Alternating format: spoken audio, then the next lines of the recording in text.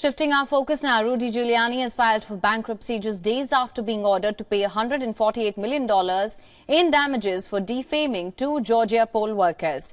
Giuliani, who was known as America's mayor for his leadership of New York after the September 11, 2001 attacks, faces a crush of debt stemming from his work as a lawyer on Trump's behalf.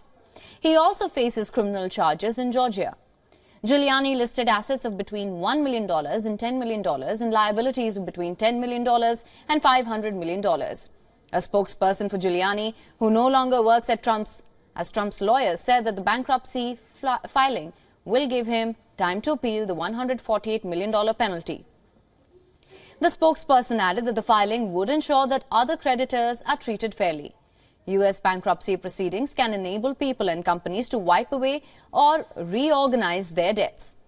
Giuliani's filing will pause all of the pending civil lawsuits against him. However, it may not allow him to duck the money he owes the election workers. Judges have ruled that defamation penalties cannot be discharged if a debtor has engaged in willful and malicious conduct. Right there isn't much I can say. The trial is going on. You heard one side. Stay tuned for my testimony. It'll be under oath. Like Russian collusion, like being accused of being a Russian pawn by President Biden.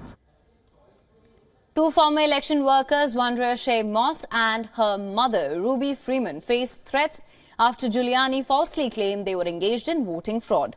Giuliani has repeated those claims following the December 15th verdict, even though he admitted that they were defamatory, prompting the two workers to file a second lawsuit. A federal judge ruled Giuliani must immediately begin paying the two women, concluding that there was a risk he may attempt to conceal his assets. A lawyer for the two women said bankruptcy would not discharge his debt to them. Giuliani was named Time magazine's Person of the Year following the 2001 attacks. He mounted an unsuccessful bid for the 2008 Republican presidential nomination. As Trump's personal lawyer, he led the efforts to keep Trump in the White House following his 2020 defeat. He filed unsuccessful lawsuits to challenge the results and falsely claimed in public testimony that he had evidence proving election fraud. His seat of the pants effort often drew ridicule. He scheduled a press conference at a Four Seasons in Philadelphia that turned out to be a landscaping company, not a luxury hotel. At another news conference, a dark substance, possibly hair dye, dripped down his face. He called for trial by combat at a rally for Trump supporters on the 6th of Jan 2021, shortly before thousands of them attacked the U.S. Capitol in an effort to prevent Congress from certifying Trump's defeat. Giuliani faces criminal charges of election subversion in Georgia, along with Trump and more than a dozen other co-defendants. He has pleaded not guilty. His law license has been suspended in New York, and he faces disbarment in Washington. Giuliani listed President Joe Biden's son, Hunter Biden, and a former employee Noel Dunphy, as creditors on the bankruptcy filing. Hunter Biden has sued Giuliani for violating his privacy over data allegedly taken from his laptop. Dunphy has sued him over sexual assault, harassment and wage theft. Giuliani has denied the allegations. Dunphy's lawyer said that they would not be deterred from pursuing the case.